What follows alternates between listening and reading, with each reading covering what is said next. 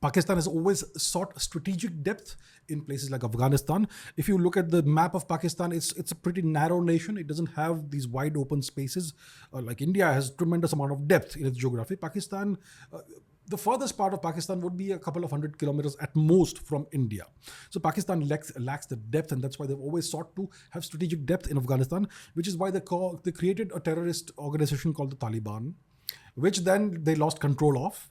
And in the 1990s, it's an organization that terrorized Afghanistan, blew up the Bamiyan Buddhas, put women in horrible conditions, and did all those things. But today, the Taliban is an entirely separate entity. That ISI has lost control of them. So Pakistan has always sought to play this game of using terrorism as part of state policy and to something that advances their geopolitical interests.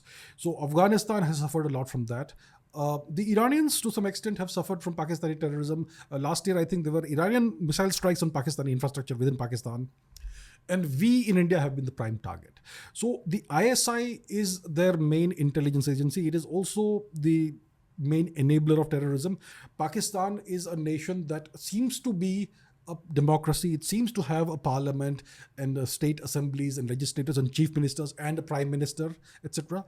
But this is all for show. Its actual power center is the ISI military complex, the bunch of generals who are at the top of the military and the top ISI people who typically are interchangeable, you could say.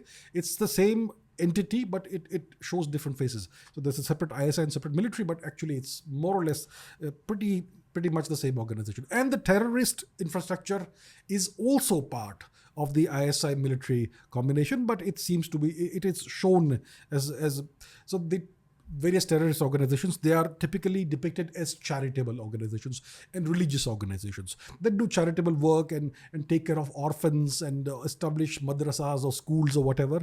So it looks like they're doing a lot of charitable work and social work, but that's a recruitment.